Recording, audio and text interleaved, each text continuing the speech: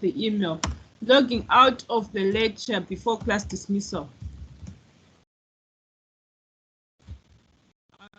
Call out your names again. You're the culprits. Logging out of the lecture before class dismissal. So that is your subject heading. You need to email me by the end of the day. I need those emails so that I print. Once I sign, I scan to you, you sign back, then you resend back to me. That is your first written. There's no verbal warning. You have been doing it a long time. No verbal warning here. So logging out of the lecture before class dismissal. And who are these culprits? These culprits are Tidiso, they are Blessing, it's Vuyo, it's Bushle, it's who else? It's Christopher, it's Mkolisi, it's Dikeledi, it's Dineo, it's Tembisa, it's Gosana, and Godwin. That is your ref. I need to see those emails by what? By lunch, by end of the day. So that would be your first year. There's no verbal warning. First year written warning. I just do it randomly. The next time it will be a second written warning. And when it gets to the third, you know what happens. So that is your first, because they are taking others as fools. That you just log out, you don't even inform me that's what's happening, and or that's a sign of disrespect I talked about. Without wasting time, let's continue. Put your videos on, please. I don't need to repeat. Learn to listen to instructions. As some of you, you are going to be given a lot of, you are not going to work nicely where you are going there. If you can't listen to a simple instruction, you are going to be given many warnings. And remember, if you are given many warnings, you'll be sometimes dismissed at the end and you won't do your what? You deferred your workplace attachment. And that means you won't get your certificate and you won't graduate, because it has to consist of what? 6 months workplace attachment. So if you are failing to listen to a simple thing, that's about the videos. How are you going to follow instructions? It's bad. It's really, really bad. Okay, LP7. Okay, let's go to where we ended. Then we do, today we are going to where we ended.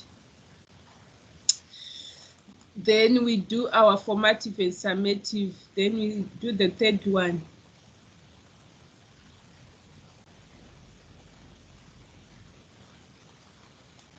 Okay, let me share the screen.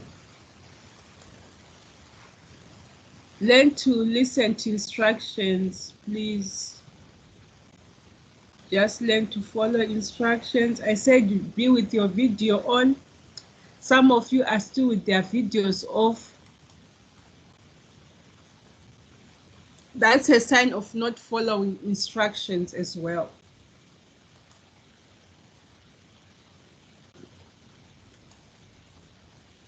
You are going to see that I was not a fool when I was saying listen to instructions.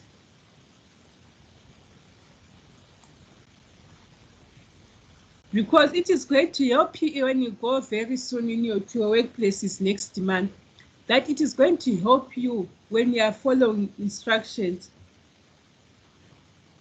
By November, they've gone to your workplace attachment and you're failing to listen to a simple instruction. It's going to, you're going to find difficult. That is when you say the workplace is not what conducive. You are making your life hard by not wanting to follow instructions. Let's see where we ended.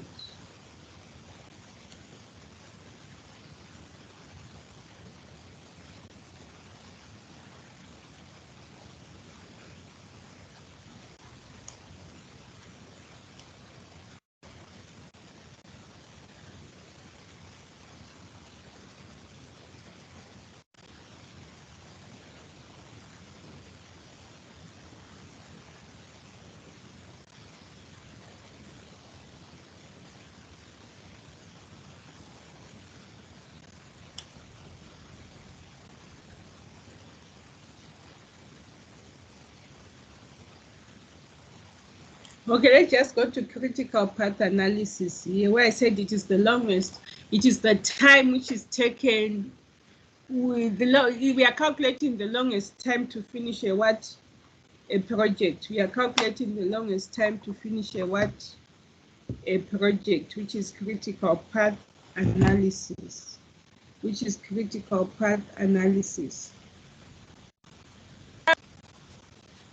A critical path method is a management tool used to formulate a time frame for a project in order to determine whether potential delays are most likely to occur. So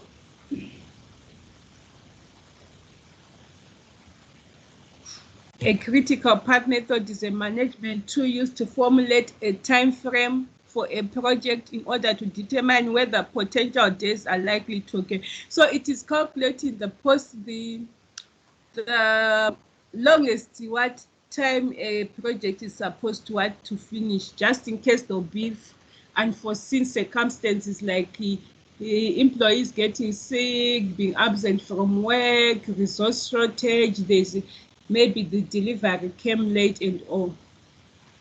Then here, by completing a CPM, the following will be found. By completing a CPM, the following will be found: the total time to complete the project or a task, the scheduled start and finish date for each task pertaining to the project completion, the tasks that are critical to the project and must be completed exactly as scheduled, then the slack time available and the non-critical tasks, as well as how long they can be delayed before they affect the project finish date. So there's an important note for us here. The CPM is based on the PERT, which shows the relationship between each activity. Remember, no activity can begin before its preceding activities are completed. So you can't complete an activity before, like, the other preceding activity was completed. Like laying out a foundation, number one, then like building, starting to build. You have to start to lay out the foundation before building. So the relationship creates pathways through the process. Summing the time along each pathway gives the pathway's length or duration. The longest pathway is the critical pathway. The event will not end until the critical pathway ends. Variances in the critical path will impact on the overall completion of the project. Some activities can go in parallel or one after the other. Like in parallel, where we had 4, 5, and 6, like being done together. Yes. So here it is going to show you the steps of doing a network diagram. All these, because you are going to be told, so you are going to do this at home, like calculating the earliest start time, earliest finish time, and all. So this, you look at this example so that you'll be able to do a critical path analysis. Then what are the advantages of completing tasks within shortest possible time? They are mentioned here, like if you complete work early, you reduce the stress associated with your schedule and you have more self-confidence about completing your tasks.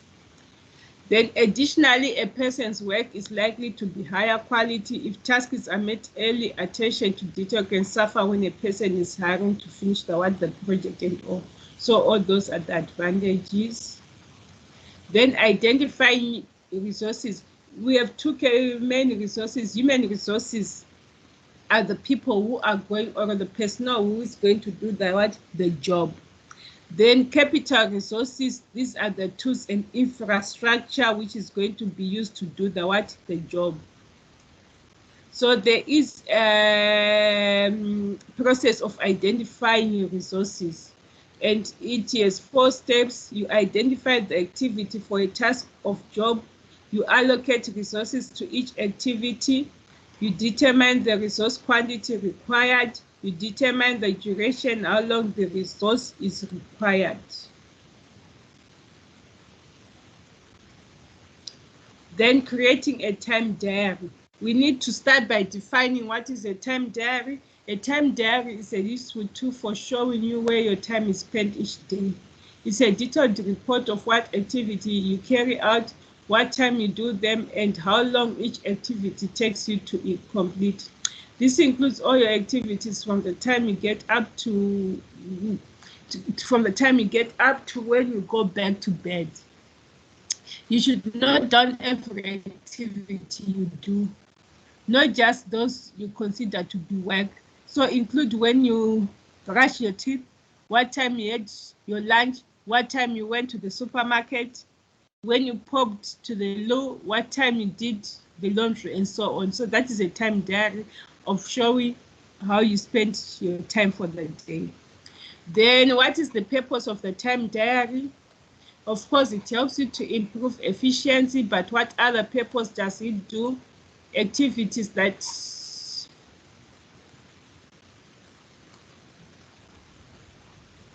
so it helps you to identify the activities that take up most of your time, most and the least productive times of the day. Activities that can be combined to make more efficient use of your time. Then here it is how to keep your time diary. Then also complete the time diary as you go. Then here, how do you create your time diary? Here is also there is a template there of a what? Of a time diary. How do you create it? Then we have got strategies to deal with interruptions. Strategies to deal with interruptions. So once you have completed this module, you'll be able to develop strategies that help you to deal with interruptions. So let's just look at our introduction there. Okay, drawing schedule and placing them in our drawers does not guarantee effective time management in a section, but implementing these schedules is crucial to managing time. Therefore, after all that careful planning, it is time to put the schedules to use. The schedules will serve as a guide for what needs to be accomplished.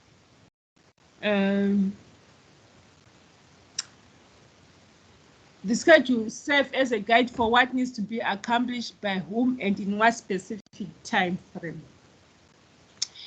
As with all best laid plans, surprises do come up and changes in the schedule may be necessary. So here it is critically important that all members are made aware of such changes and how the changes may affect the role of the implementation process. Then a definition of an implementation before we go to that in the guide, I think it is making something into use. You implement it, you are using it. So here they're saying implementation is the process of taking plan and putting it into action. Then there are strategies like for implementation to be effective, like make use of other team members through delegation. Delegation, I've already explained it to you that it is the assigning of responsibility.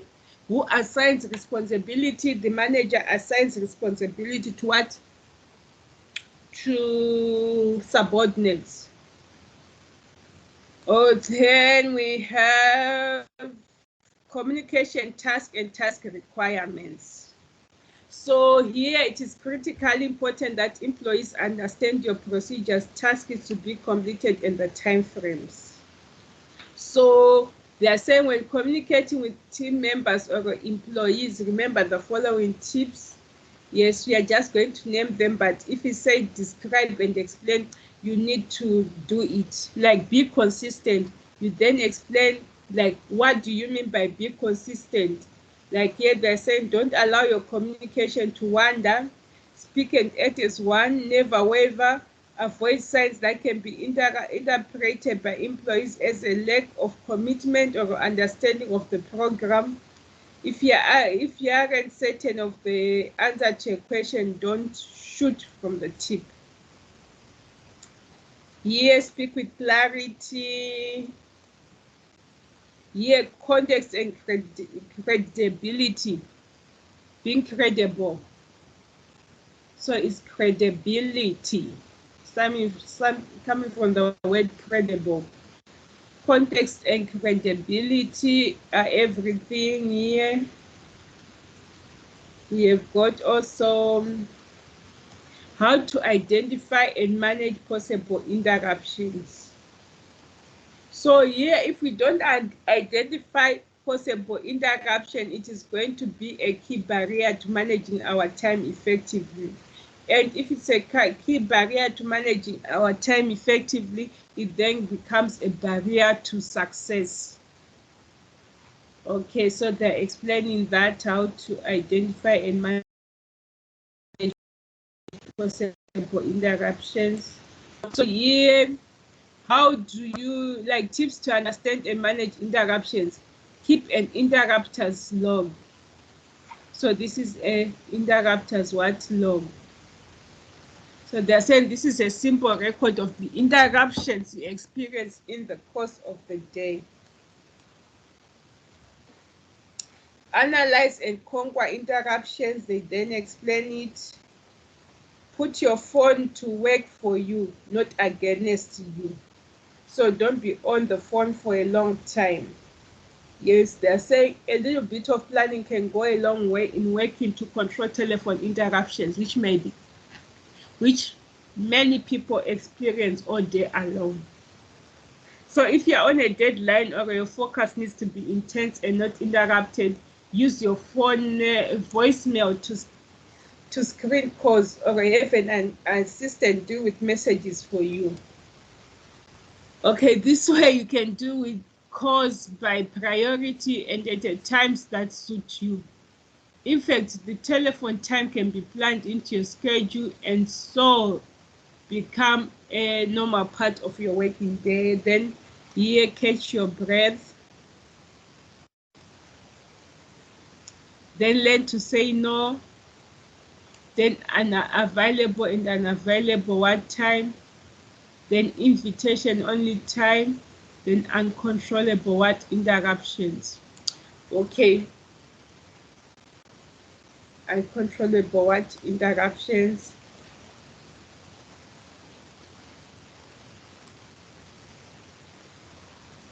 So these are ways in what to avoid interruptions. So we are now, I'll give you, we'll meet at 9:20. You'd have opened your formative and summative. We start with formative for this one. And just have somewhere to write. Just have somewhere to write for this one. Formative. Okay, we'll meet after 10 minutes at 9:20.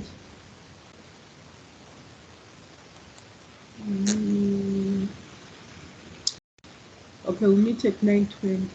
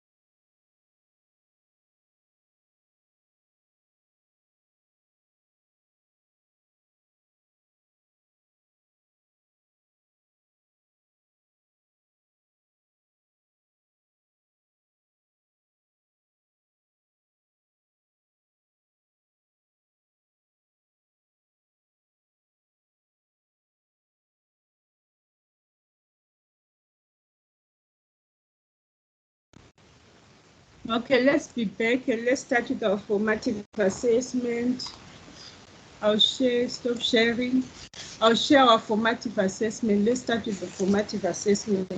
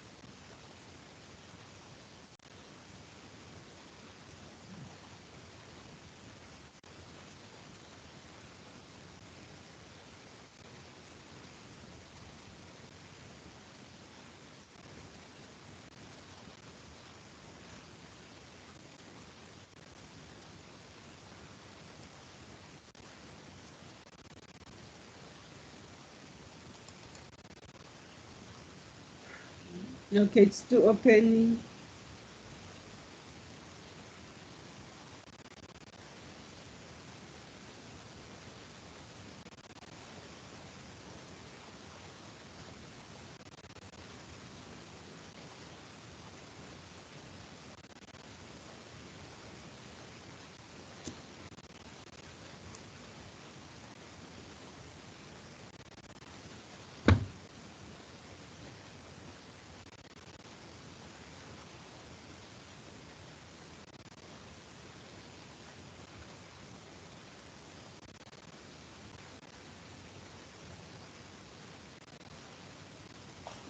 Okay, it opened now.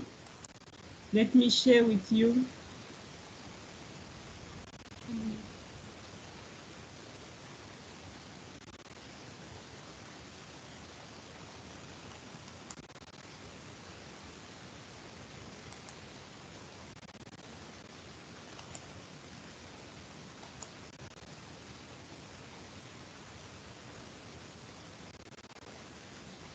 Why it's not showing? Okay, formative assessment, this one. Okay, I'm going to try to highlight it. So we are going to the uni standard that we just completed. Okay.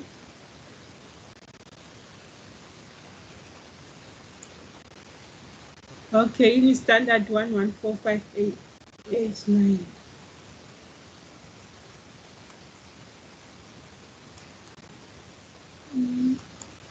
Let me say, okay, I wanted to change fonts,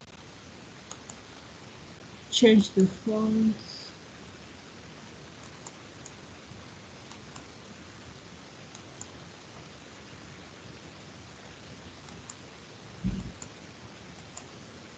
Okay, yeah, like this is okay. So we got to formative assessment, the first one. Answer all questions in this section. Define the term scheduling. So you are going to define the term scheduling and its 4 marks. Yes. So you must make sure you put what? About 4 points or more. Like scheduling is the last step in production alone. However, it is the second step in production planning and controlling other points. It is done for materials, parts, and machines, and all. Explain the importance of scheduling. Remember, it was clearly laid out in your guidelines the importance of scheduling, like motivation. We explain why it motivates and streamlines communication. You also explain the streamlining of what? Communication. Then keeps cost under control. Then preparation for unexpected, you explain individual responsibility, then you explain, then resource management, you also explain. Then Define the terms predecessor. Predecessor, remember we mentioned it. It is activities that must be finished before other activity what can begin. So the activities that follow predecessor activities are known as successor or dependent what activities. So here we are saying, okay, you say what predecessor are the activities that must be finished before other activities what begin. Then the activity, then successor activities, the activities that follow the predecessor what activities are known as successor or dependent activities. Successor activities are links in the chain of activity flow from project starts through its completion. Once a successor activity is completed, it can either be a predecessor for other activities, or it can be the final activity of a project.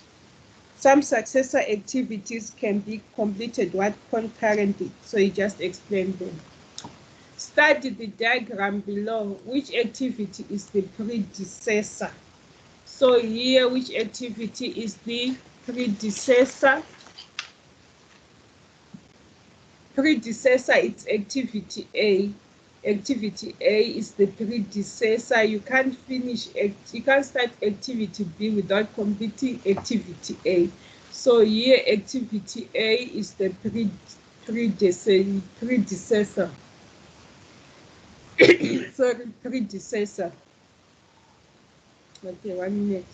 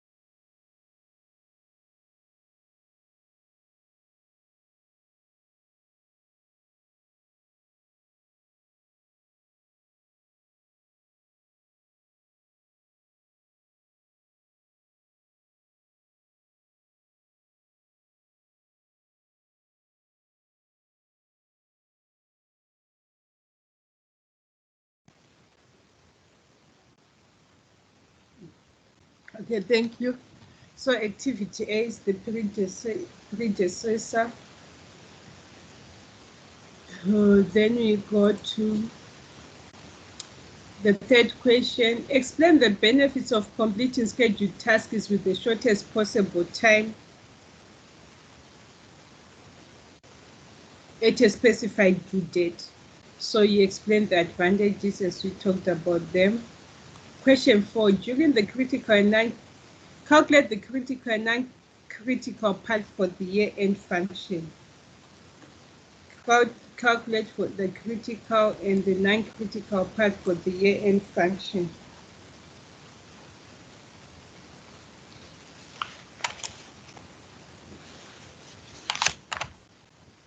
Okay, this I'll send something like a picture into your WhatsApp.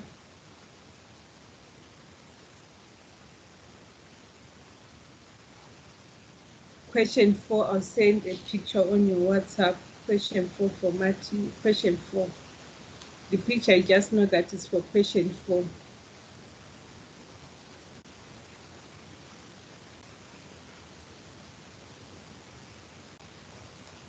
Okay, let me write it down and send it. Question 4. When calculate, so this is how you calculate the critical path. Before I forget, question 4. Before I forget.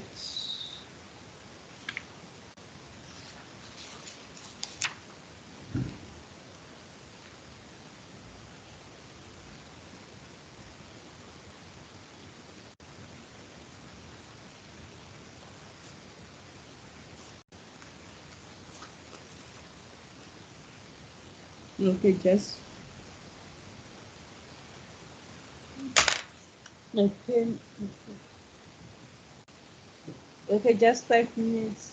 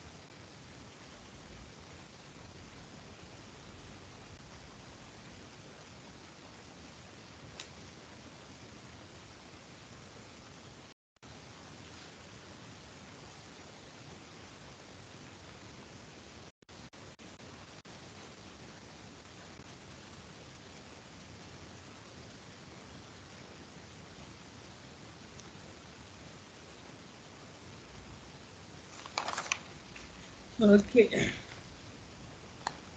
I'm about to finish.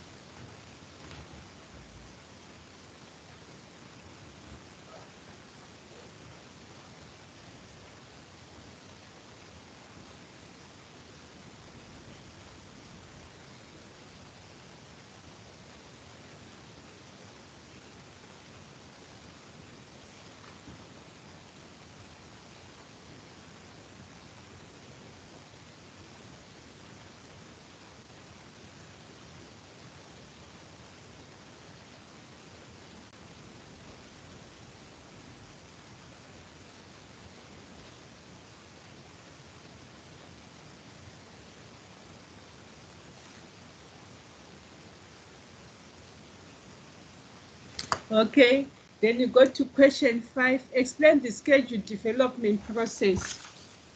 Is it explained in your study guide?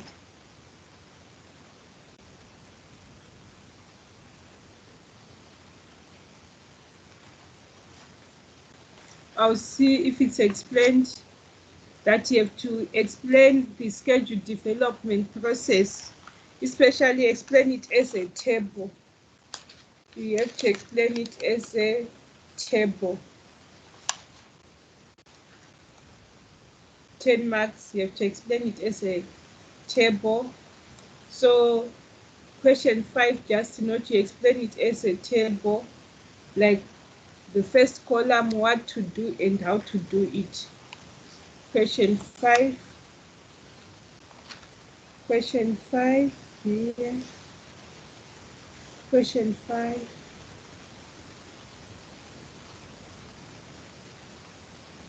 Explain it as a table, each as a table.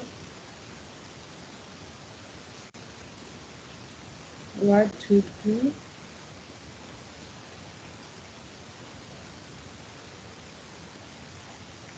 We explain it as a table with 2 columns as I am putting here so that I won't forget.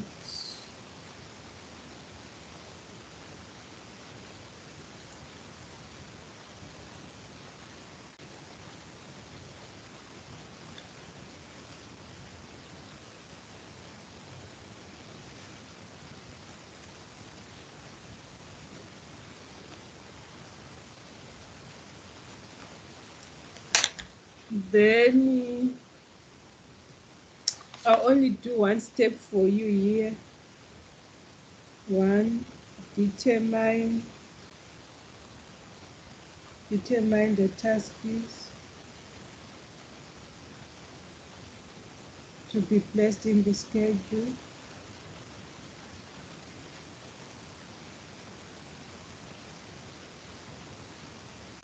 Then you come to number 2. Here, refer to what? To the task is identified.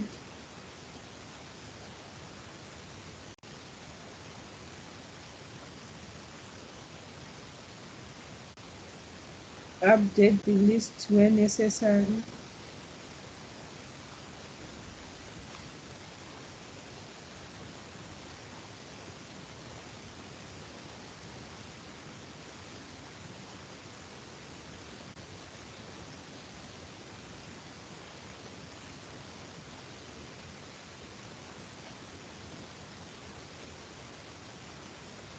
You can change.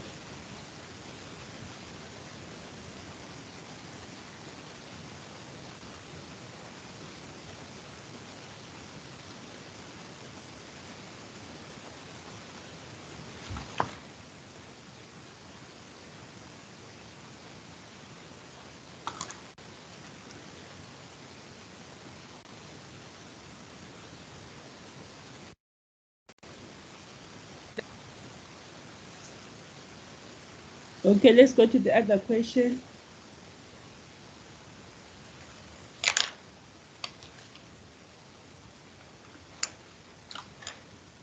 So I'm only putting one, and there are many steps, so you add other steps. Then section B. Here it's a project like task 1. Attempt the following task is task 1. Assume you have been given the task of filing and storing documents in an office. Use your own assumptions. So you have been given a what? A task of filing and storing documents in an office. Use your own assumption. Number 1, identify the activities that are involved in this task. So what are the activities that are involved in each task? Like filing and storing activity can include what? Buying files, buying dividers, buying markers, collecting documents, sorting documents, marking folders or files, placing documents in files, placing files in what? In cabinets. So those can be the activities involved. You estimate the time duration for each activity identified above. You developed a schedule for the completion of the task.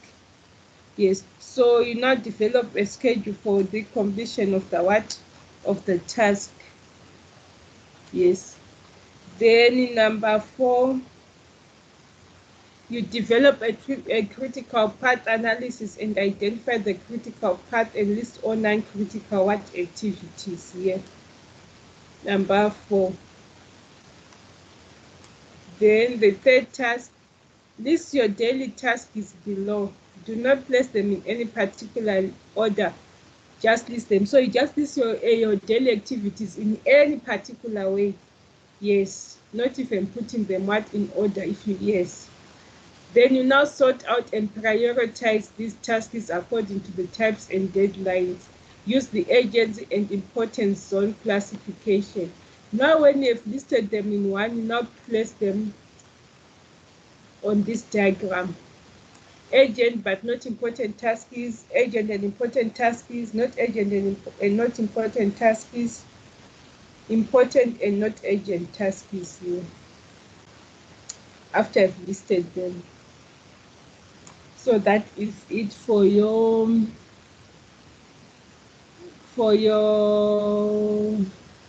formative assessment.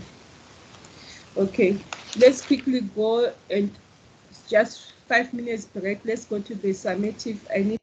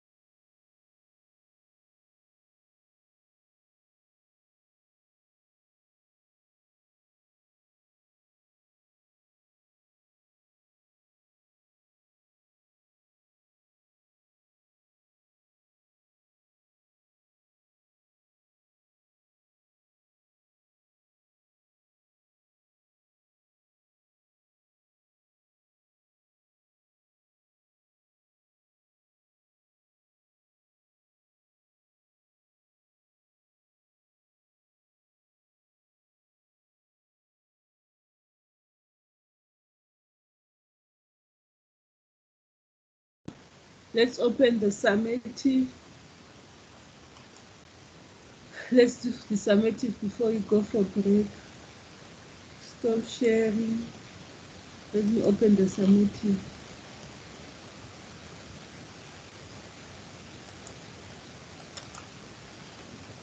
Okay, summative now.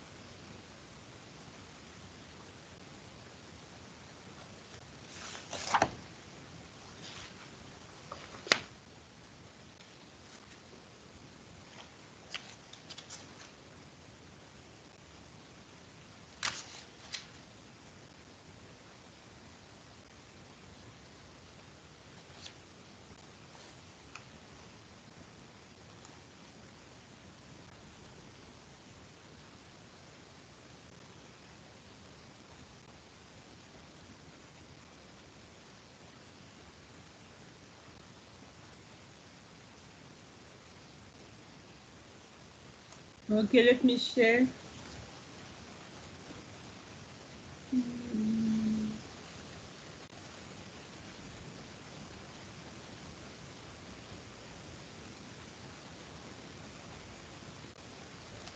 Okay, we are sharing the summative now. We are not doing the summative.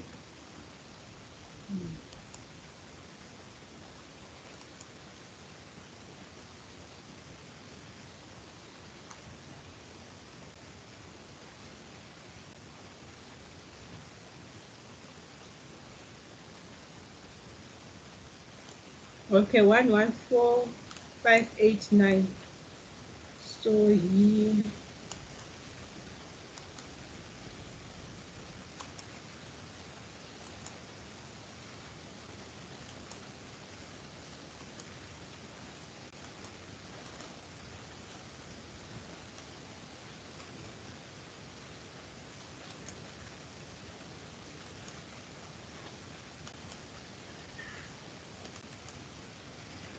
Okay.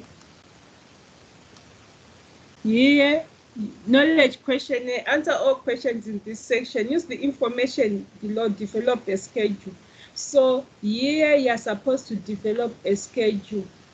So here the answer is in your formative assessment. The answer is in your formative assessment for this schedule. It's just a hint. I'm going to open the formative assessment. Stop sharing. Let me share the formative assessment and show you. It's just to help you out. So this is the diagram that you're supposed to draw here. This is exact the answer that you're supposed to draw on question 4. So is there anything different? Let me just see.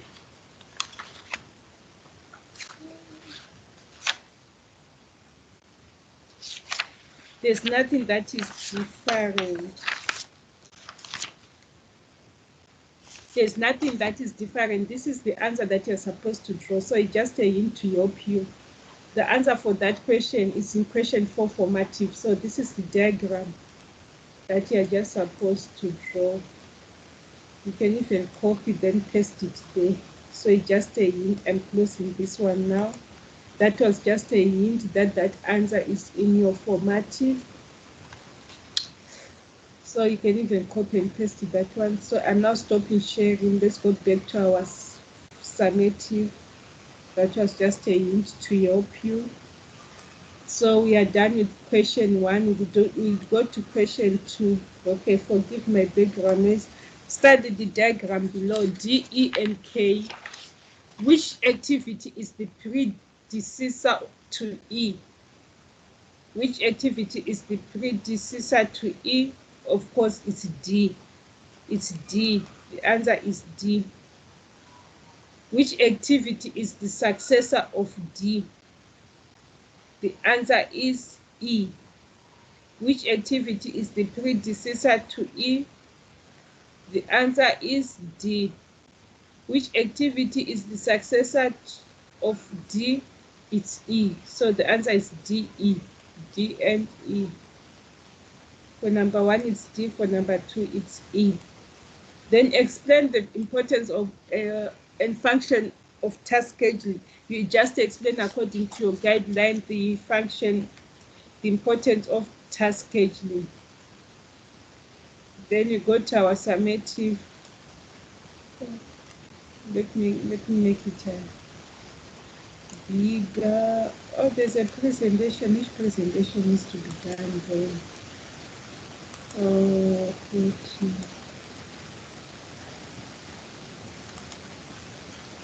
okay, let's go to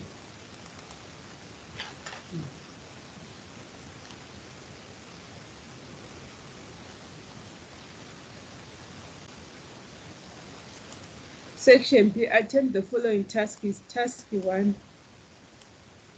Think of a small project or a task that you must undertake in the future. This task or a small project must be work related. So you are going to think of your own small project or a task that you are going to undertake in the future. Think of a small project or a task that you must undertake in the future. The task of a small, it must be work related. So you describe the task or a project. So then you list activities involved in the project or a task. Yes, you think of a small project. Maybe it might be rearing of chickens and all. It must be work related as well. Small project. Yes, rearing of chickens, like to grow, like keeping chickens and selling. That is rearing of chickens. I don't know how best I can explain it, but I think in English, but I think you get the idea. So anything that a small project or a task, maybe you can open up your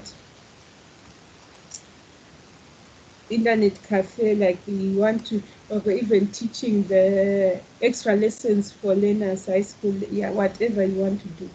Describe the task or a project, list activity involved in the project or a task. You must take into account the number of marks. Take into account the number of Of marks, 10 marks. Indicate the start and finish date of each activity. Yes, specify the duration of each activity. You then develop a schedule now. You then develop a schedule. Then determine the critical path or the shortest time to complete the task or a project. So it's you answer those. Then this activity is the follow-up task of 1 above. Then it identify possible interruptions that might affect the completion of the task or a project. Suggest ways of dealing with the interruptions and all. Then my project would be to raise chickens so that I can sell them to big shop. So sometimes the possible interruptions are unforeseen circumstances like the weather and all. How do I do with it? I make sure that I keep them, like where I build, I keep them in something that is warm and all. I always make sure that everything put there is dry. Like if that grass we put it's wet, I take it out and all sort of like that. It depends with your project. Then the third task. This task is a follow-up of task 1. You are now required to communicate the schedule to members of your team whom you will be working with on this subject. The presentation must be done in the presence of a mentor or supervisor who must observe the presentation and complete the attached observation sheet. So now you are now required to communicate the schedule to members of the team, which is here when you're developing a schedule, here before you develop a schedule. So everything now, you are now presenting it. You see when to do those presentations before we finish. So then task 4 here. Think of the activities that you intend to complete the day you return to work. Enter this activity in the diary in terms of their priority. see attach the template. So this activity, this one, you cannot edit it. So you can draw a similar to put in your table, a word one, because this one I see it cannot be edited. So it's just a matter of saying draw the diagram. You press here on what? Many columns do you have? You can even make your page what? Landscape. So it's a matter of going here, whatever you want, diagram, you got many columns. Here.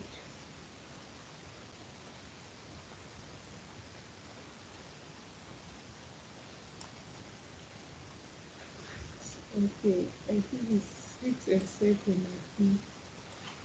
So home. Then you can start on a new page so that you are going to make it portrait. Yes. I mean landscape. Page layout, you are going to change to what? To landscape, so that it will be big and wide. You go to insert here, diary, table here. It says insert table, then it tells you how many columns. I think I counted there were how many? 6. Okay.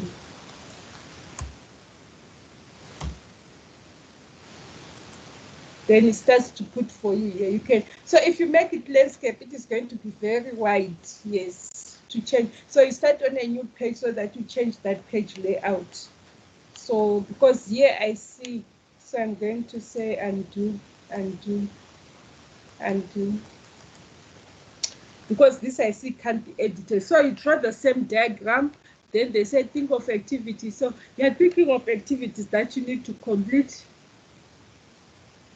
the day you return to work. And it's not saying at home. You're assuming that you are working, so you think of the activities that you intend to complete the day you return to work. Enter the activities in the diary in terms of their priority. Yes.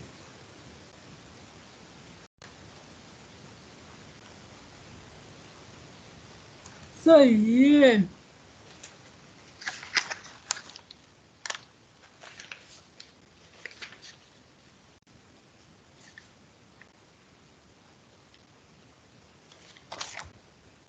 You enter your activities in terms of priority.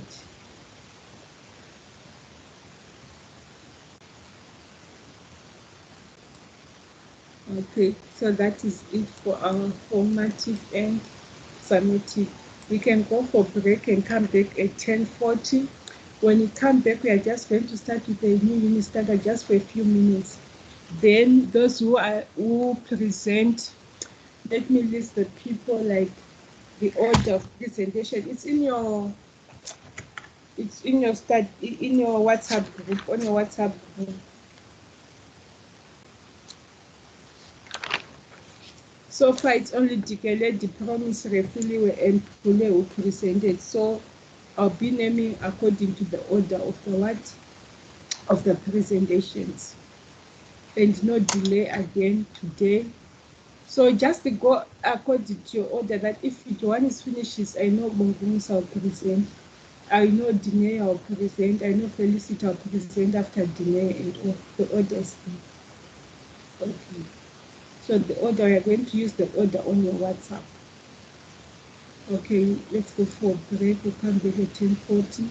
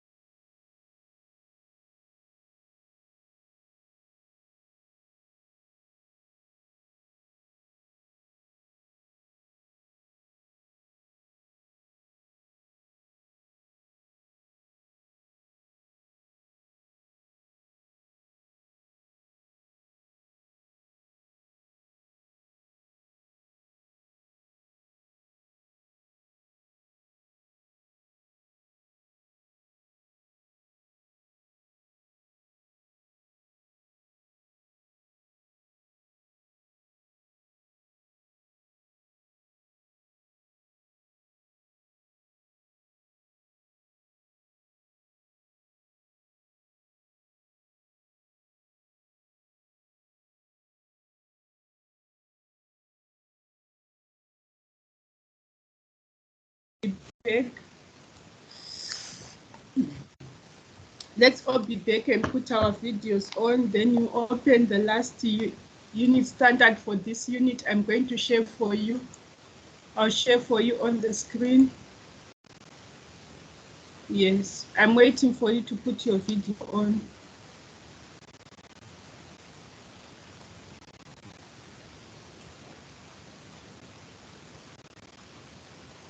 So you are going to put this. I'm waiting for you to put your video on.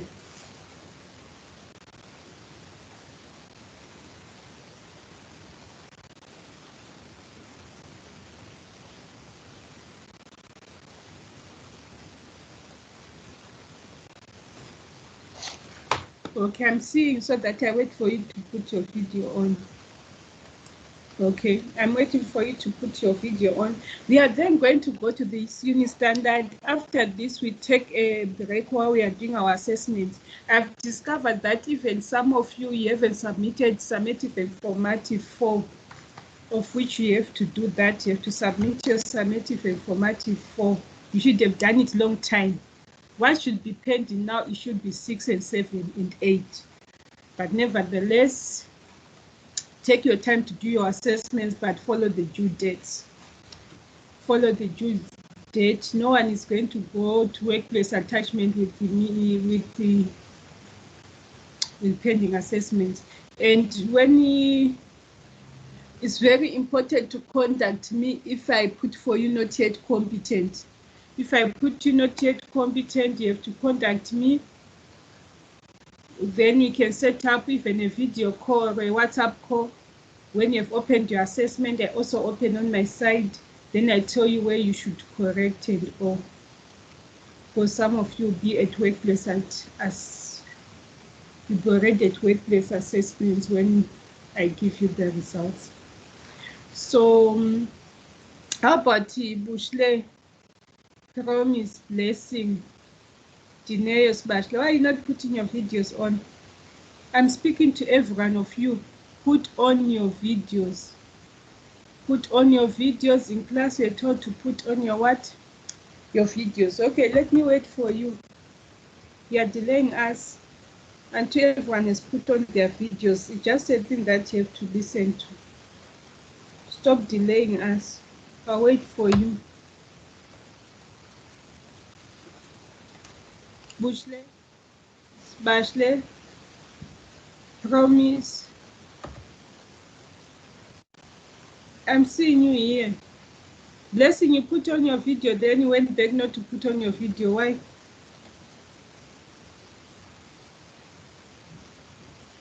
Put on your videos. I'll be seeing here people are not on videos. Bashle, Bushle, Felicity, Promise, please be with your videos on in class. It's a thing that is unnecessary to mention every day because you keep being told to put on your videos. So it's unnecessary for me to be mentioning it every day.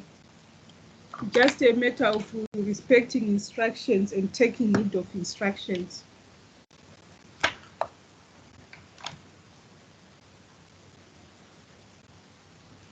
Just a matter of taking heed of what? Of instructions.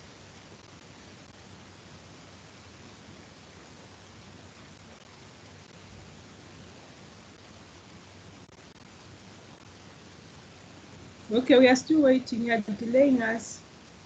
You are delaying us.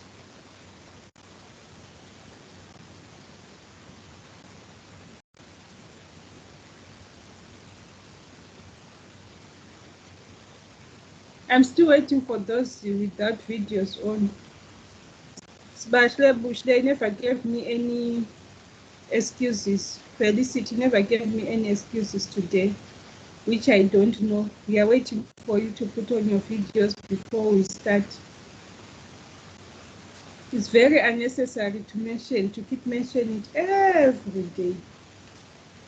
Something that becomes repetitive, you also end up getting bored.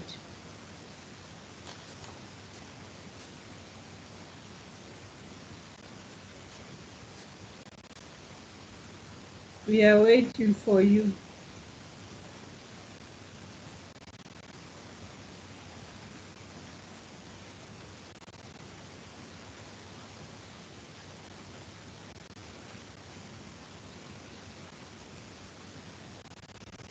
Okay, let's go to this unit standard here.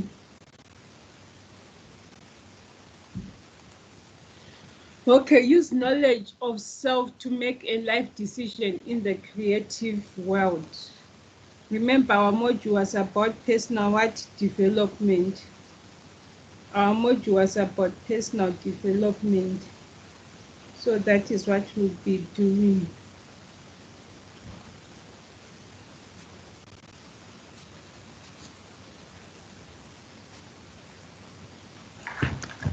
Okay, we then go here.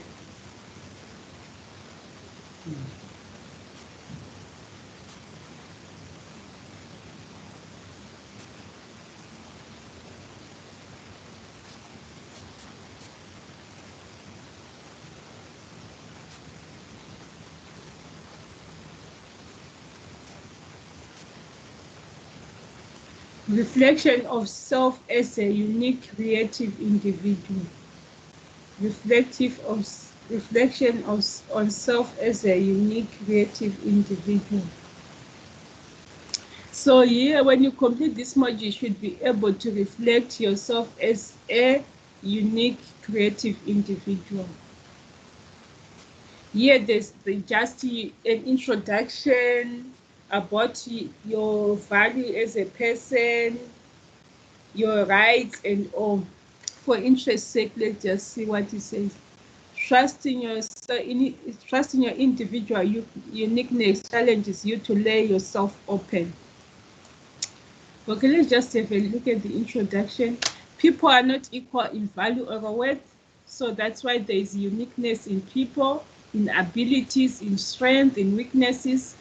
Only in the rights of their own lives and property are people equal. Those and only those rights are unchallengeable for all human beings.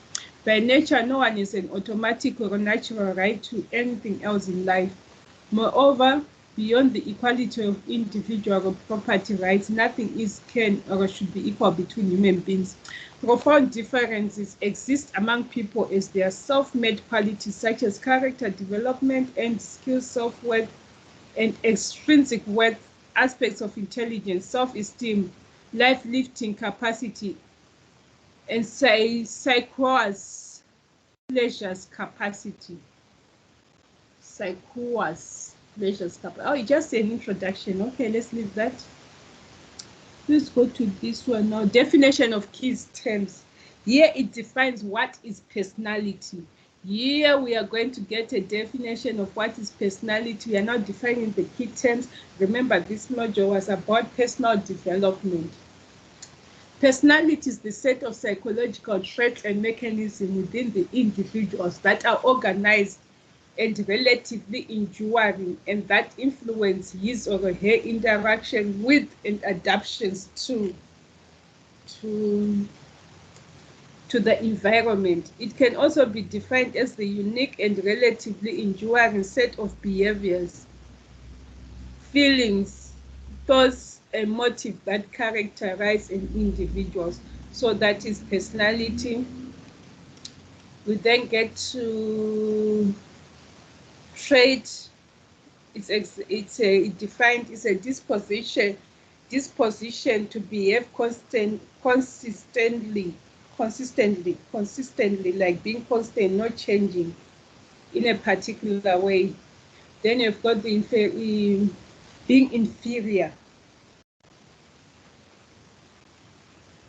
It's an unhealthy need to dominate or upstage others as a way of compensating for feelings of deficiency. Okay, it's just defining our key terms: personality, trait, and inferiority complex. Then there was an individual activity you have to do. You can do it in your own spare time. Define the term personality and examples. So you're not only defining the term personality, you are also defining it with examples. How does inferiority complex affect an individual capacity to see themselves as unique? The third one, give at least 4 examples of non-aimed characteristics. So that was a... Then here you're supposed to identify now your own strengths and weaknesses and the recording of a personal profile. So identifying your own strengths and weaknesses. You then record your own what leads to the recording of a on profile.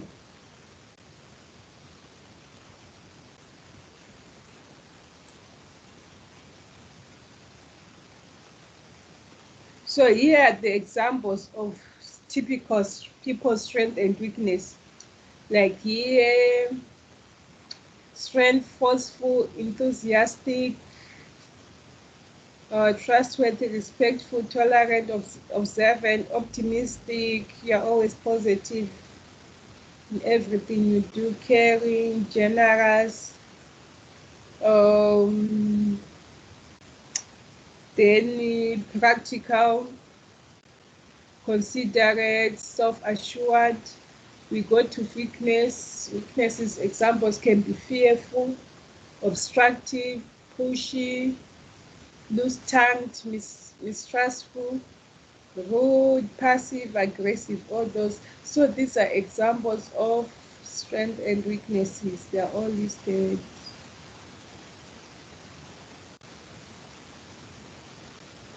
And they continue to be listed here.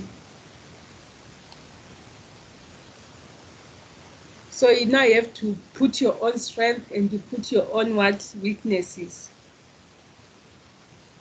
Here you often put your top 5 weaknesses.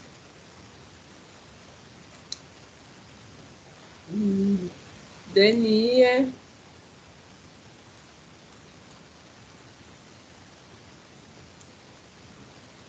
so once you have identified your strength, what best can you do? You acknowledge them and truly believe in them. Then you put all your energy into them, you keep developing them. The explanation is laid out once you've identified your strength.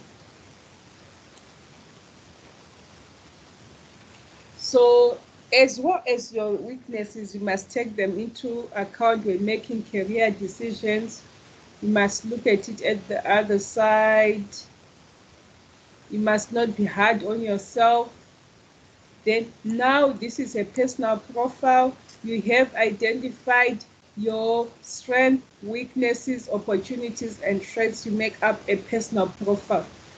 Okay, let's define a personal profile as a knowledge management tool used to provide an evaluation of an individual's personal attributes, values, strengths, and weaknesses in an effort to maximize their individual worth and empower them to make life decisions. A personal profile can be reached as a through asking relevant questions. Yes, through asking relevant questions.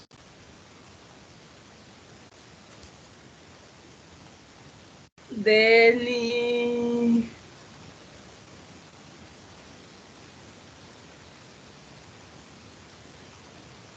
so here they're saying take note. Most strengths will translate or lead into opportunities, while weaknesses will mostly lead into threats. The purpose of identifying this is not for merely coming up with a complete personal profile, but to work on one's person until the strength and opportunities boxes are fuller than the weakness and threats boxes. A personal profile can also take the form of a curriculum vitae or a personal development plan where one lists their strengths and weaknesses.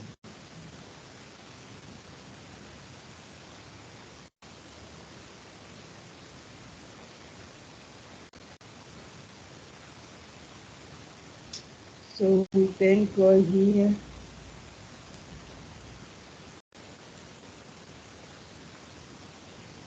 Group activity, you're supposed to do this in groups. Complete the following. What useful questions can one ask themselves in order to identify their own strengths and weaknesses? B, what is the importance of recording a personal profile of strengths and weaknesses?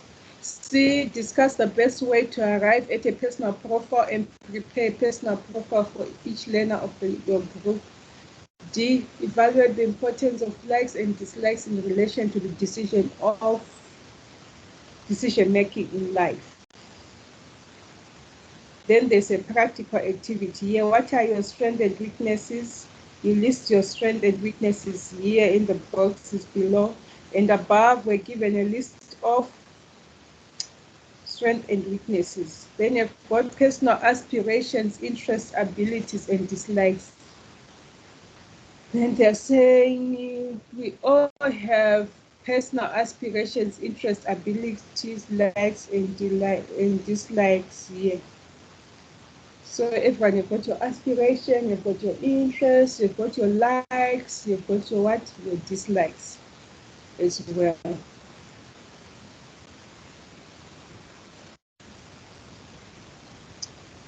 So a personal aspiration, an aspiration is a desire or ambition for which someone is motivated to work very hard.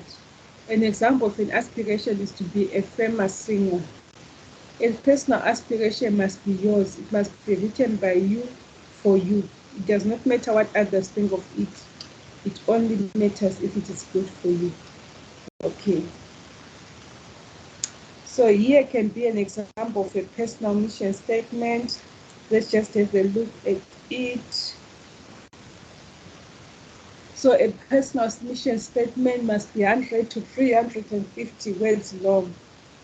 So I'm a dynamic, energetic, positive leader. I live my life knowing that all good things will come to me as a result of my positive actions and thoughts. Money rains down upon me. Money comes to me effortlessly. I coach, mentor, and teach in a positive and effective manner always. Relationships are the backbone of my life, and I welcome them.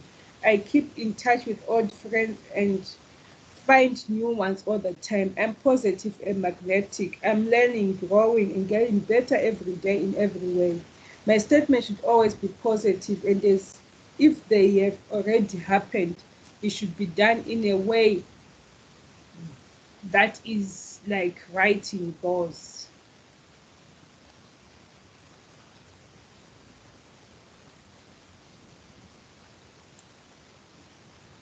So here you are now required to identify your personal aspirations, and you use the guidelines provided below. So they're saying first you need to write the things that you like about yourself. Okay, so list 5 or more things that you like about yourself right now. Think deeply on this. Take this like it is the most important thing to your success right now. 5 things you like about yourself. Then they're saying next we need to find some things that we need to work on. So let's write 5 things that you would like to improve on. So you've written 5 things you like about yourself. You are now writing 5 things you need to improve on yourself. So then lastly, we need some goals to achieve in our life. What would you like to be? What would you like to become? What would you like to have? So that is lastly the goals you need to. So it was 5 things you like about yourself, 5 things that you like to improve, 5 things about what you like to achieve. So here is the writing process. Here, like we've given an example here. Example, let's have a look at it. I'm a great coach. I'm a great football coach, and I'm a great personal coach. I coach in a positive and effective manner at all times. Through my coaching and personal contacts, I have many good friends. I communicate with my friends in a positive and effective manner always. I have a positive attitude and brings me everything I want and need. Through my positive actions, I have a positive income working out of my home of more than 500,000 a year. I get to see my family grow around me. I always have new and great ideas. I have more energy than anyone I know. I'm in the past shape of my life. I feel great. I look great. I'm great. Life is fun. I have the time to do what I want, and I have fun and love every minute of it. I laugh all the time. I'm learning, growing, and getting better every day in every way. So that is it. Personal interest. Now we are on our personal interest. Personal interests are activities someone enjoys out of work. So personal activities like playing sports, spending time with family, watching movies, reading, hiking, taking walks and all, just cooking, baking and all. So here they're saying what are your likes and dislikes. You list them in the what space provided below. So you can do this at home. You list what you like and you list what you dislike. We can't stop and just say, let's stop and do this now. So here, your likes and dislikes. Then after now, the second is put next to any hobbies, interests or activities that you like. Put a 2 next to any activities you don't like.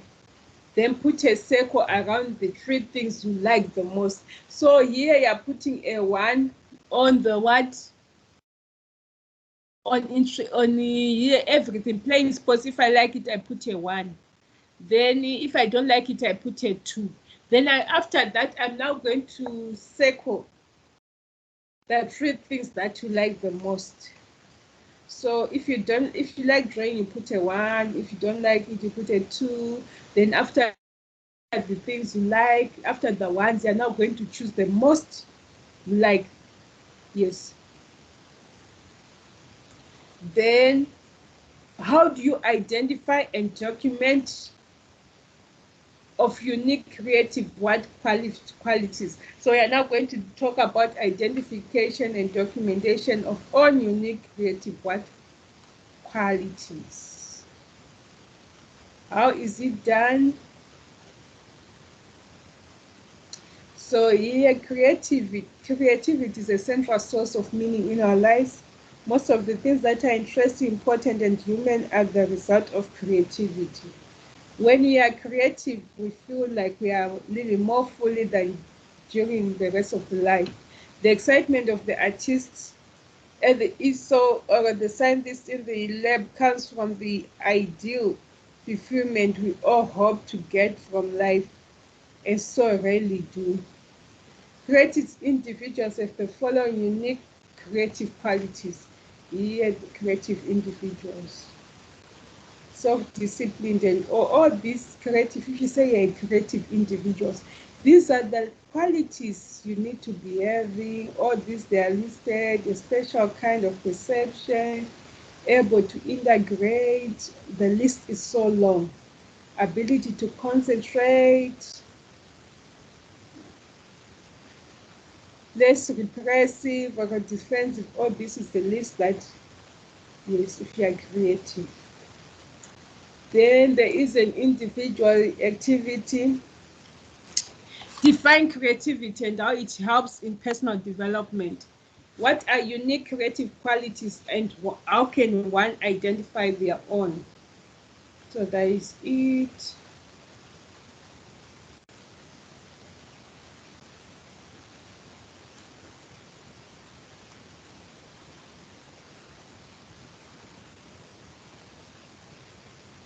Then we are now going to talk about own role and contribution in the creative world.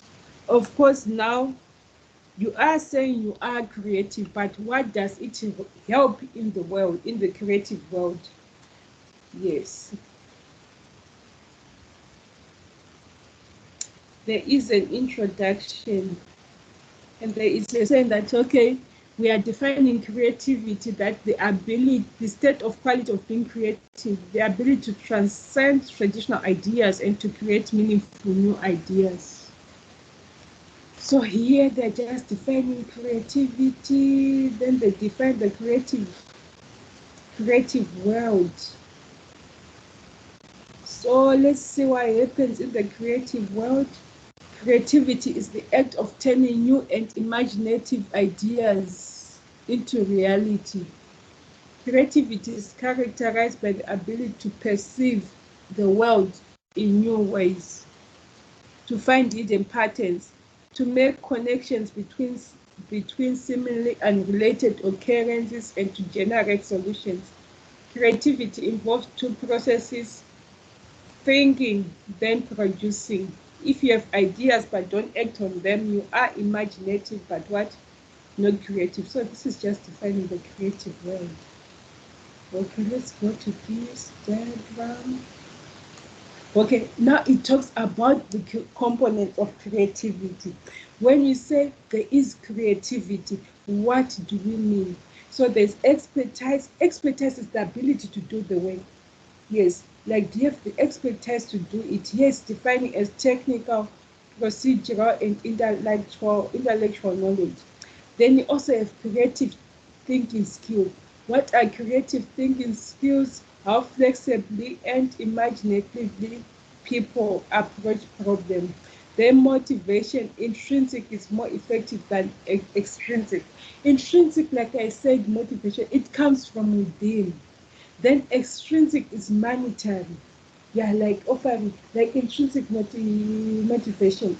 I want to, when you're now working, when you're not at your workplaces, I want to work so hard so that I'll be given a permanent position in this company. It's intrinsic, it's in you. I'll be, yes. Then extrinsic, you're going to say, I want to work so hard so that I'll be given what? My raise in salary. Yes. So intrinsic is from within. Extrinsic is from outside. Yes. Yes. Intrinsic, I say, no, I want to work really hard during these 6 months so that they will retain me after I graduate. But extrinsic, I say, I want to just work hard now. Uh,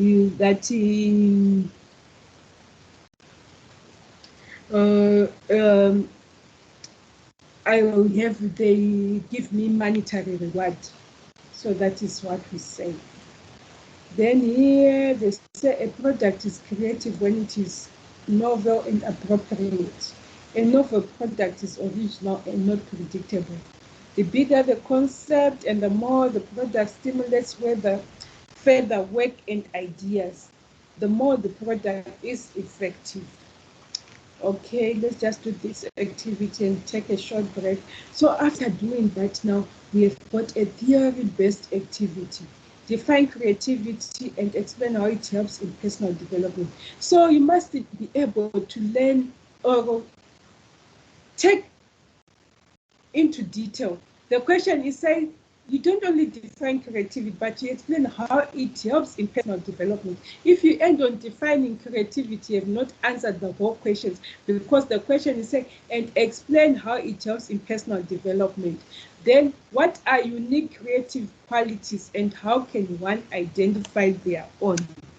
So that is it. Okay, let's take a short break up to 11:20. Let's take a break up to 11:20. Then we'll be back. Yes, please don't switch it. Continue to be on video. I don't want to mention, it's not good mentioning people's names. Godwin, Sibashle, Felicity, Bushle, Dineo, Promise, Nomsa. Please, let's learn. Let's pay attention to detail. Okay, for now you can just take a 10 minutes break, then we'll be back. We'll finish this unit standard tomorrow, but we'll see where we are going to end.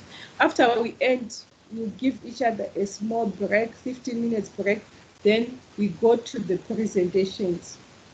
Presentation, we are starting with Sibashle, Promise, Godwin. This is the order.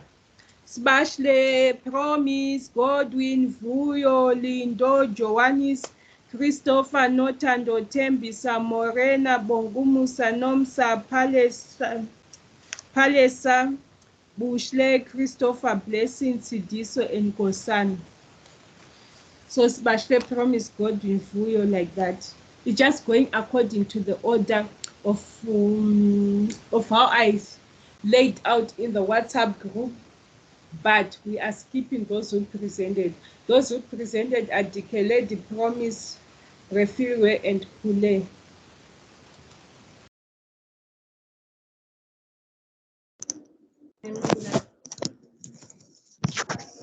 Ma'am Linda. Yes. At the moment, I'm facing a load shedding. Okay, no time. It's okay. And my device has just turned off. Okay, And we noted. have a load shedding from 10 o'clock until 2 o'clock due to stage 6. No problem. Okay, no problem. Noted. Just inform members in POA. It's Okay, okay Ma'am for Linda, for and myself. also Ma'am, I'm talking about for also a Godwin presentation. here. Ma'am Linda. Mm. Ma'am Linda. Yes. I'm Yes, talking about the noted. presentation. I can be online for now as I'm Oh, using my cell phone. Notando, don't, Notando, you are not presenting today. It's Okay, okay. okay, Yes, ma'am. Godwin, what I say, Notando, you are not presenting today. Godwin, you are likely to No, present. What's your story? I'm saying I'm on load Yes, shedding come on, since yes. 8 o'clock, and my laptop is off. I'm What I connected say? with my phone. Can you hear me? Hello? Ma'am Linda?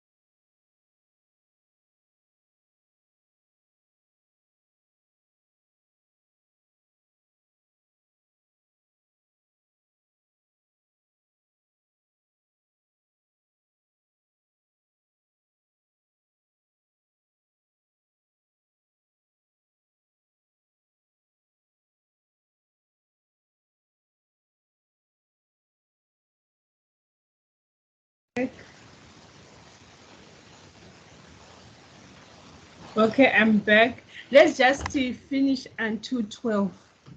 Then after 12, those I mentioned to start doing your presentations.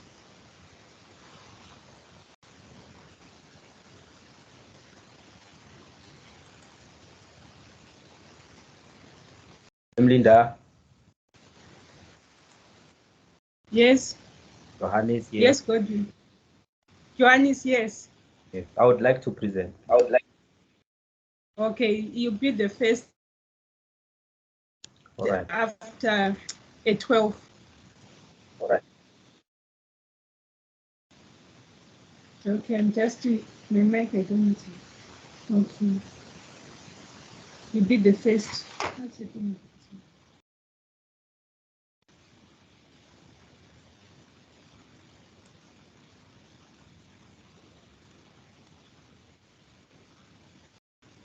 Okay, we are now here the difference between what?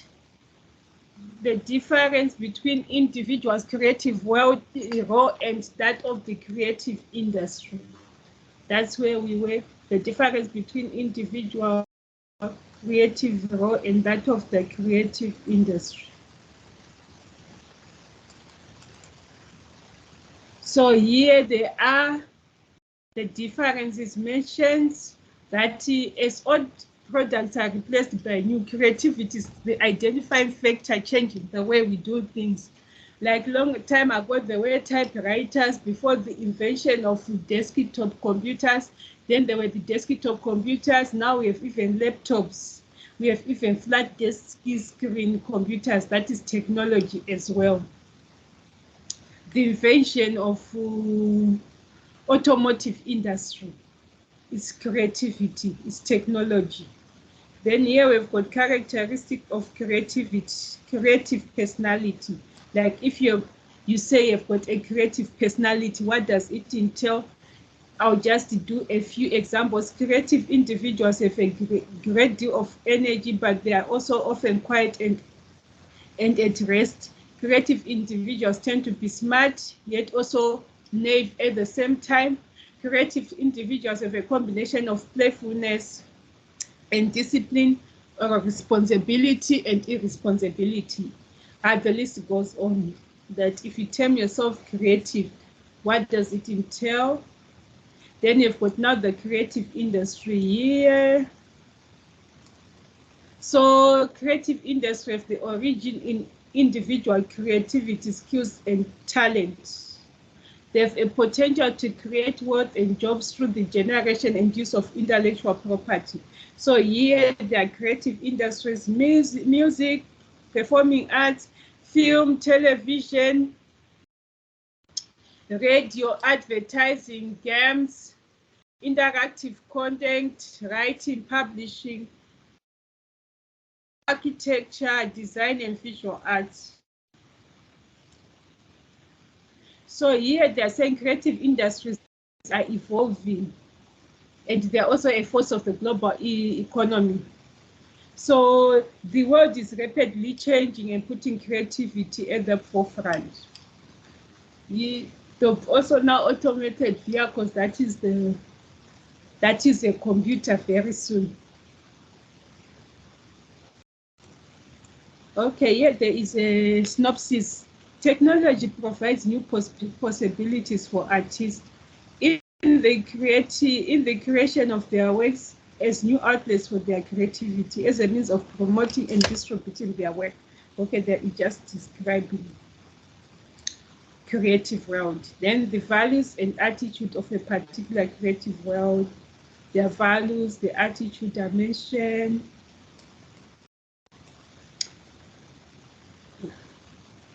There's a number of classification schemes using the category values, okay. Terminal versus instrumental values here. Merit versus word. Private versus public values. Personal versus what? Social values. Which you are going to read what it entails when you get home. And then attitudes. Attitudes are all inclusive part of everyday life as well as organizational organizational life. There are a lot of attitude surveys, and we commonly talk about our attitude and the attitude of others. We also often describe individuals behaving in a way we find undesirable as having a bad attitude. We are advised to maintain a positive attitude and sometimes taught that we have an attitude problem. Okay, just a minute.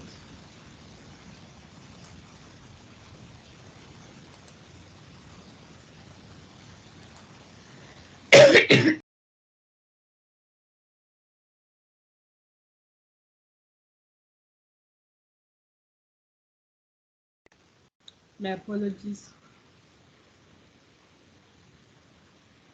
So here they're saying, so we are advised to maintain a positive attitude and often sometimes told that we have an attitude problem.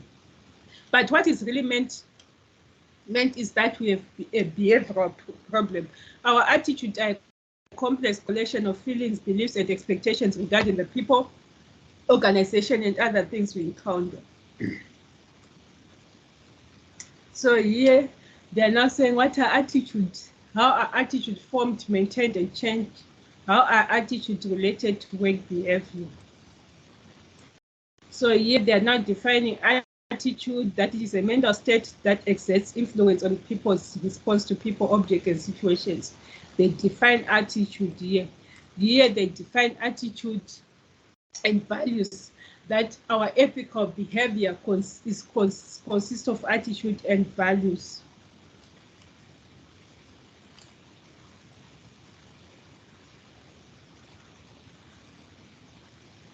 Then there's a practical activity. Listed 3 companies of your choice in South Africa that are in the creative industry. Explain how the creative industry in South Africa, in SA, has helped shape your own worldview. I think we have to do this at another point. I'll come back to it and we'll do it. Differentiate between an individual and the organization roles in the creative industry. It's going to be interesting. What are the values and attitudes that may be prevalent in the South African film industry as a creative industry? So it's just going to be interesting to do number 1, that listed 3 companies that of your choice in SA that are in the creative industry. So everyone, tomorrow do number 1. Before the beginning of the lecture, we'll discuss about these companies that are in the creative industry. Just to list the, so yeah, not only listing, but you state what they offer. Like, I don't want to give an example, so you're doing number 1. You're listing the companies of your choice that are in SA that are in the creative industry. So this was a practical activities. So we all have got a constitutional role as a citizen of your country, as a, like, mostly as a citizen.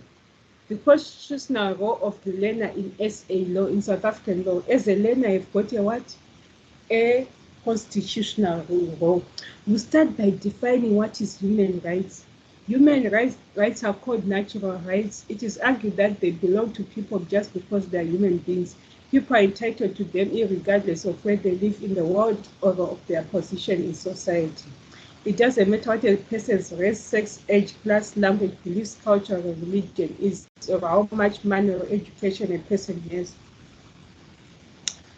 We all have the same human rights. It is common to remember that whereas all the people in SA have rights under the new constitution, it is also an individual's responsibility to ensure that he or she does not exercise these rights to negatively impact on the people or the rights of other people.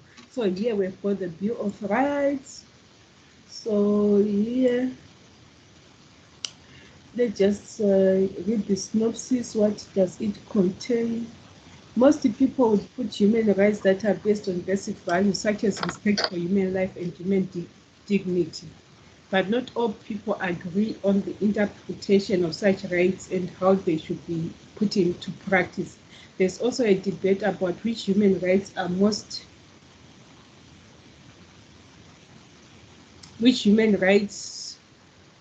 okay, are less important.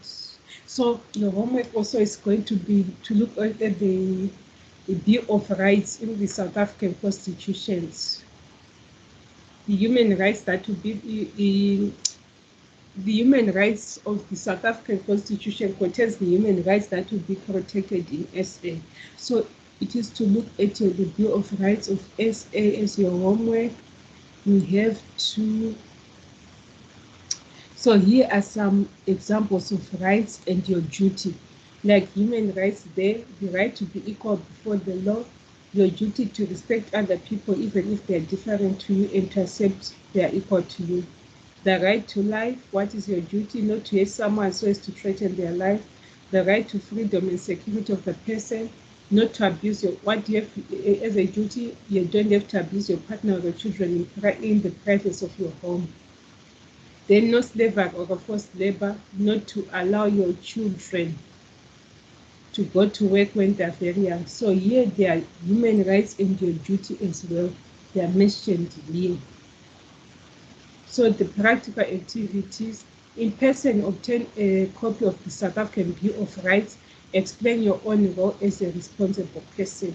So that's why before I even saw this, that you have to look at the South African Bill of Rights. Okay. We are going to finish at 14.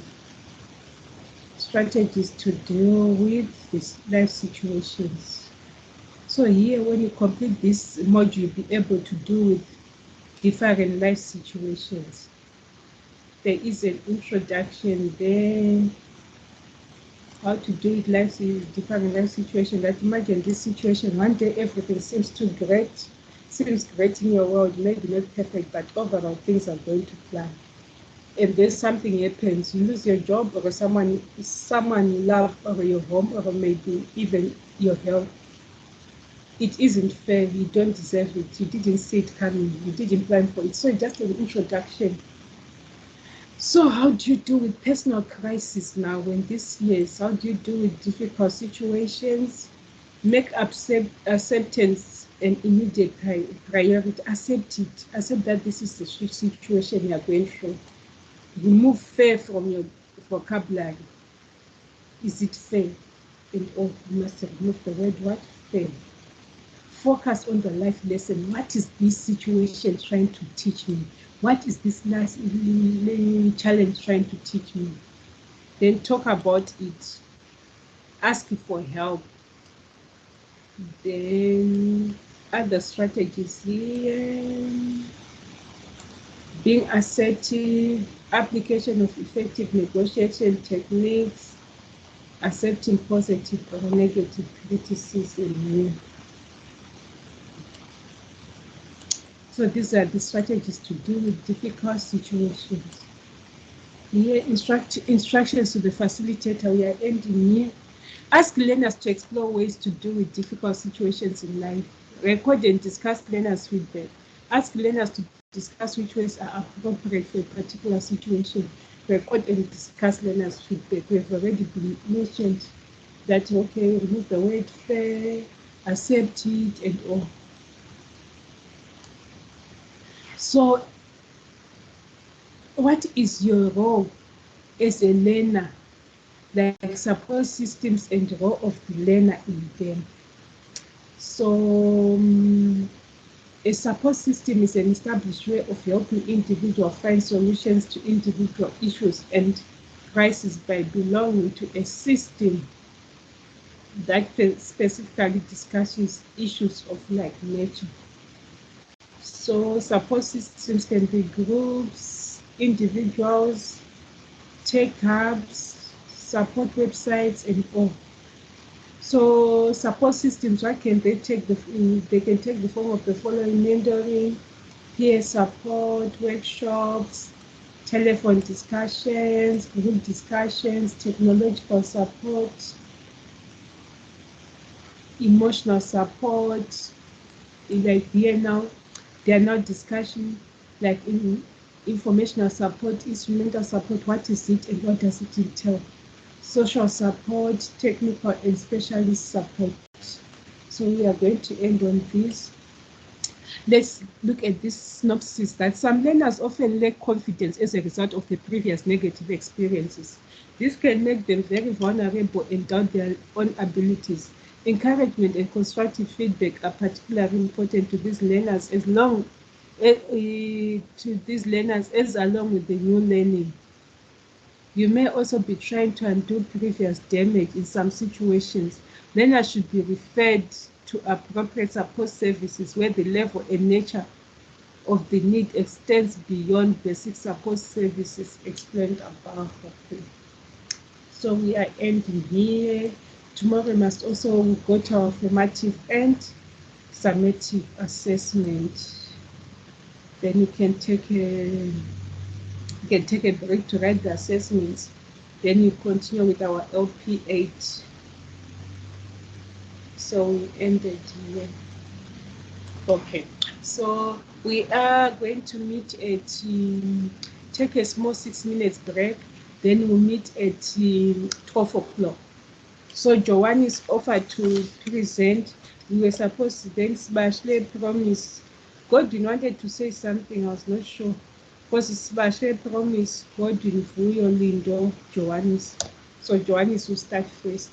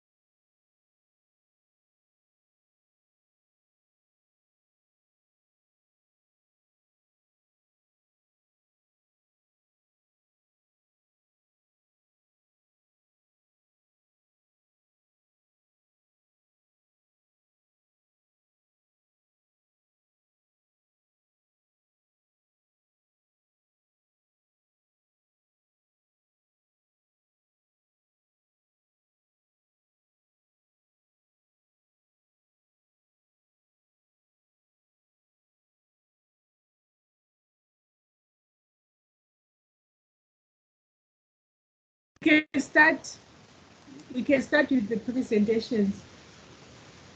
Johannes. Yes, ma'am, Okay, Linda. Johannes, yes, you can start. I'm meeting my mic now. Godwin. Is Godwin starting? Who said they wanted to start? It was Godwin. Oh, it was me. I thought Godwin also said. It But- was Johannes, but Godwin never said anything. No, Godwin wanted to give an excuse or something, but the network broke on my side. Godwin, you wanted to start? Godwin? Godwin? You can start, Johannes. He's not Ma'am, Linda, we were not supposed to be having load shedding right now.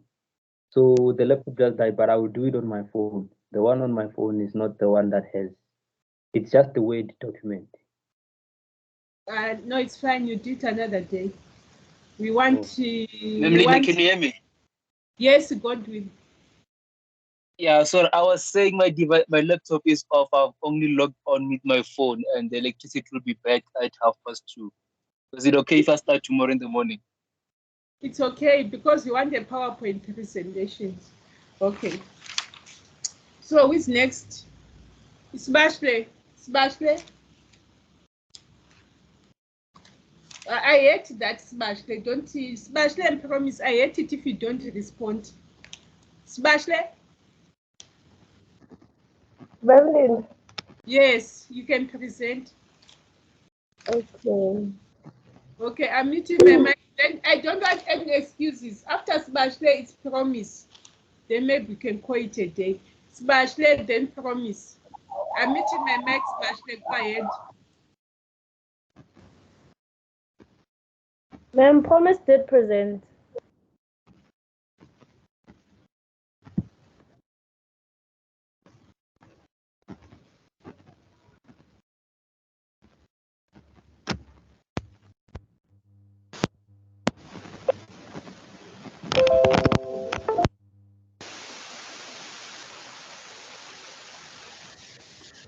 Ma'am, you're on mute.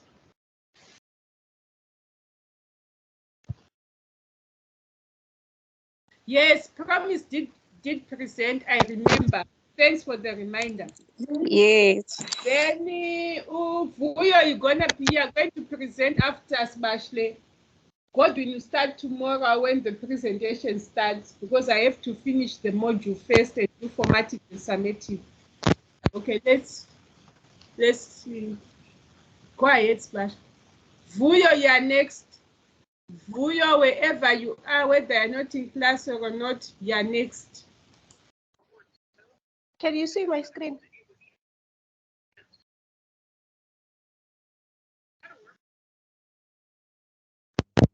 I can't, but others, if they can see it, I'll log out. Can others see it, please? No, there's nothing yet, ma'am. Can't see it yet.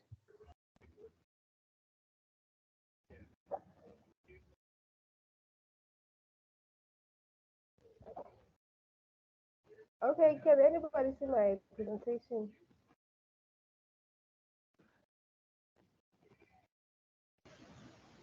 Not yet. No. Oh. I'm trying to share.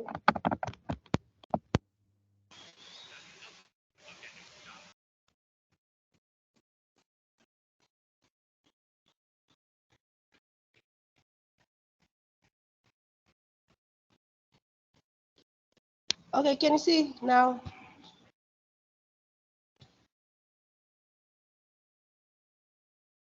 Yes. You can see? Yes. Okay, thank you. So yeah, this is my cover page for the presentation, and I'm gonna move on to the next slide, which is production in advertising. So the production department in advertising plays a crucial role in bringing creative concepts to life and ensuring that advertising campaigns are executed effectively. I am not gonna go through everything that I had written or researched about because I do feel like because there's many of us, some of the things we have same answers and we can't always repeat them over and over again. But I'm just gonna say a few things. So there are very. I'm gonna also mention a few key functions of the production department in advertising. That is budgeting and cost management, scheduling and time management, casting and talent, location scouting, and all of that. They form part of the production process, of which is basically actually uh, bringing the creative idea into life, maybe what you have in mind, and presenting it graphically so that the next person can see it. Moving on to the paper sizes. I'm not too sure about the language of paper sizes, inks, and pattern because it's just something that I'm not too familiar with. But however, in my research, I found that they use paper sizes called SRA3. I do not have an idea. I didn't even look into it. And they use ink types such as CMYK. I don't know if it's a collective for all these that are in brackets. I understand. Yeah, and also for digital printing, you may use a CMYK or RGB for screens. Moving to the next slide, the printing process. Printing process in advertising production involve the reproduction of visuals and textual content onto various media, such as paper, banners, packaging, and promotional materials. These processes are critical for creating printed advertisements that are used in newspapers, magazines, brochures, and posters. Here are some common printing processes used in advertising production. There is offset printing, digital printing, screen printing, letterpress printing, and 3D printing. Can you guys still hear me? Yes, we can. We can. Oh, okay, thank you. My laptop has a problem. Sometimes I can't hear you, sometimes you can't hear me, but I'm going to continue. Now, color processes in line with current technology. There's RGB color model, and the description is the RGB is red, green, and blue color model. It's primarily for digital displays such as computer monitors, television screens, and digital cameras. Then the technology behind it. In this model, colors are created by combining varying intensities of red, green, and blue light pixels on a screen to emit these colors to create full spectrum of visible colors. And the applications are the RGB is standard for digital design, web graphics, and multimedia content. To the next one, the CMYK color model is cyan. I don't know how to pronounce this word. If it's the magenta, yellow, or key black. This color model is used for color printing, including magazines, brochures, and packaging. As technology, in CMYK printing, colors are produced by overlapping transparent ink layers of cyan, yellow, and black key. These inks absorb light to create colors, and its application is standard for color printing and is crucial for achieving accurate color reproduction in print materials. And the list goes on. I'm going to move on to the next slide. I don't want to waste too much time. And another aspect we were told to that was mentioned on the list of things that we were supposed to include was reproduction process for printing production. I do not have a lot of information here. I'm just going to read what I wrote. The production processes are a critical part of print production ensuring the accurate translation of design into physical print material. Moving on, cutting, foiling, and okay. In this slide, basically, it's a combination of a few things that were part of things we had to look up on, and the next one. Hence, they do not have a lot of pictures on the side because there isn't a lot of information. So, cutting, foiling, and folding are essential finishing processes and print production, adding polish and functionality to printed materials.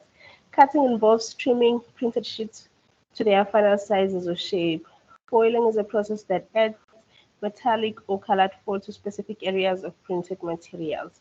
And folding is a process of bending printed sheets to create multi-page documents or brochures. Binding and stitching methods involve securing the pages of a printed document together to create a finished product. Various binding methods are used based on the project's requirements and desired outcomes. So it doesn't have to be one standard procedure. It varies on the outcome.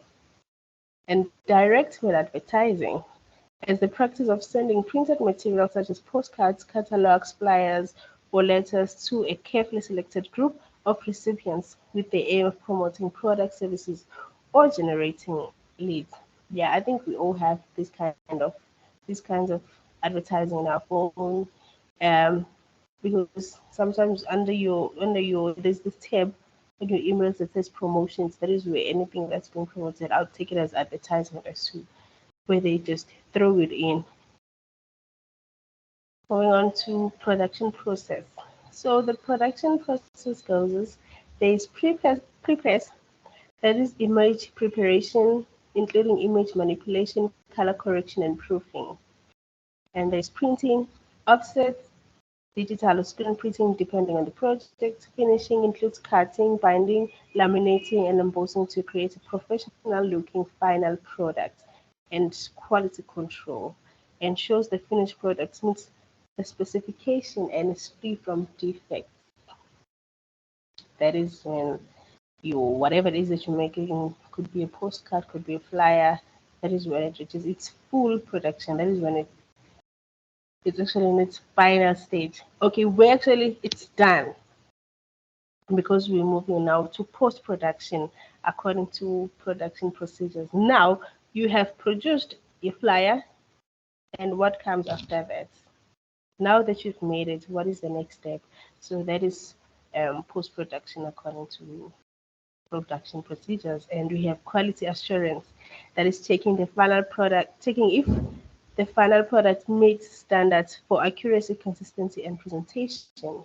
Comes packaging, ensuring the product is properly packaged for delivery, including labeling, wrapping, and boxing.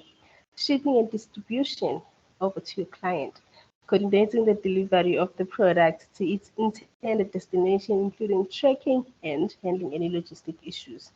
And now it has landed to your customer or client's hand. Customer satisfaction. Then you monitor customer feedback if you've received any, then ensuring that the product meets or exceeds their expectations. Very important, that part of feedback. And then we move on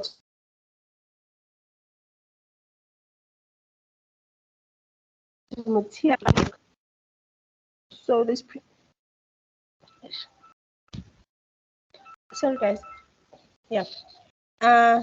Material requirements. Under that, I found that it's print ads, paper, ink, coating, and binding material. I think the type of material that you use should meet the desired outcome of your client, and these are the things that you have to consider when checking that. For outdoor advertising, you have to check the type of plastic, material, metal, wood, lighting, installation hardware that you have to use, and the list is endless. Moving on to the final slide. Outdoor types, sizes, and unique requirements for each outdoor type in line with industry standards. I have billboards, and billboards are large, usually rectangular signs on freeways, streets, or on buildings, and sizes range. I'm not going to say the numbers, but they range according to the buildings that you're putting it, or the bridge. They range according to the type of billboard that you found. So I wouldn't want to say, but they are usually large, usually 6 by 12 inches. Yes. And then I'm just also going to mention a few here because my colleagues are also going to have something to say on it. And I'm sure it's that slide where we can have like same points underneath. We have street furniture, advertisement on benches, bus shelters, kiosks, and other public structures. Sizes vary depending on the location and size of the structure. It's one of those again where you don't have like a specific type of measurements. And that was it for my presentation. Thank you for listening.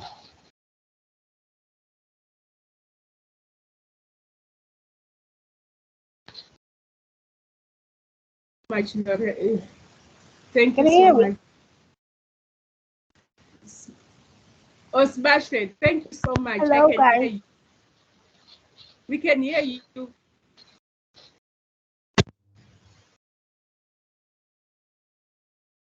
Okay, thank you. Thank you, Sebastian, for the presentation. Are you still there?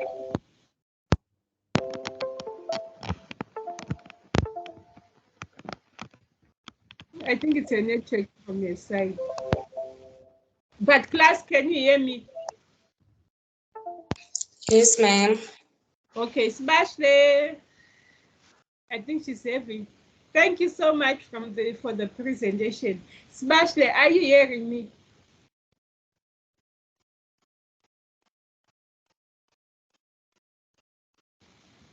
Okay. Sebastian, thank you for the nice presentation, but must also get to my inbox for individual feedback. Sebastian, if you are hearing this, just a correction on how you are presenting. You can just, but thank you for the nice presentation. Since you are going to the workplaces, just one feedback in my inbox. Yes, Okay, ma'am. thanks. Yeah, no, it was good and well presented. I just want to correct you on one thing only, but everything was okay. Okay, then Vuyo.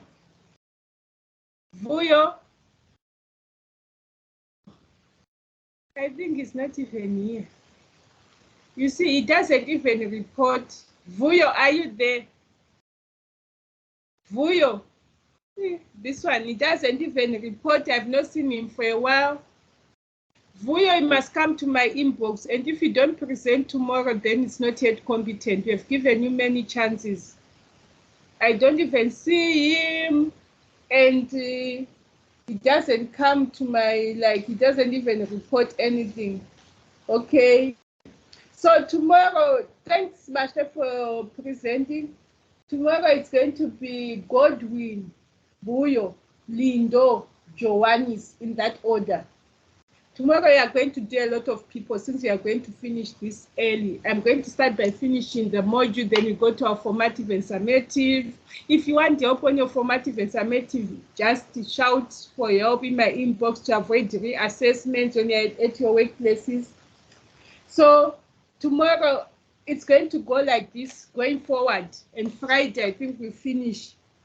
So the 2 days will be for presenting, especially presented today. So tomorrow it will be Godwin, Vuyo. Vuyo, I'm giving you the last chance. Lindo, Joannis, Christopher, Notando, Tembisa, Morena, Bongumusa, Nomsa, Palesa, Bushle, Christopher, Blessing, Sidiso, and Gosana.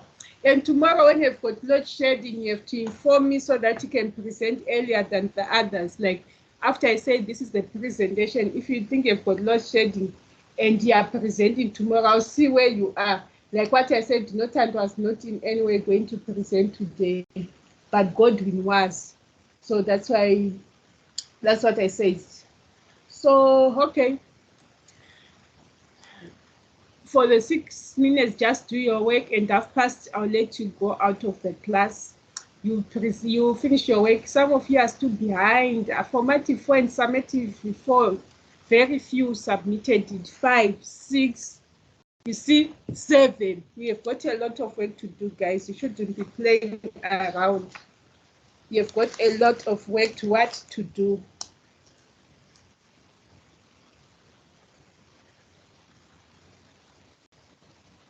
Okay, I'll let you go out. Let me mute. After sit off, I'll dismiss you. No one should go out. If you go out before dismissal, it's second warning. So I'll wait for my emails. Those I gave first written warning. First written warning, you must email me.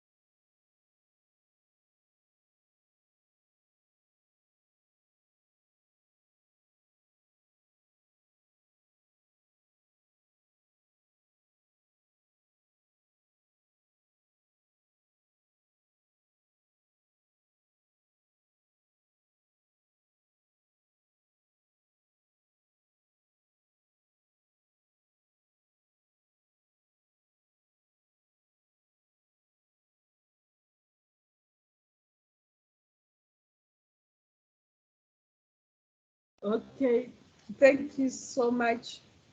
We have come to the end of our lecture and you can enjoy the rest of your day. See you tomorrow. Thank you, Okay, ma'am. bye. Linda. Thank you. Bye. Thank you, ma'am. Bye. Okay, bye everyone. Okay, bye. Thank you. Natando. Sidiso Wangumusa, Lindo, everyone. Bye. Have a nice day.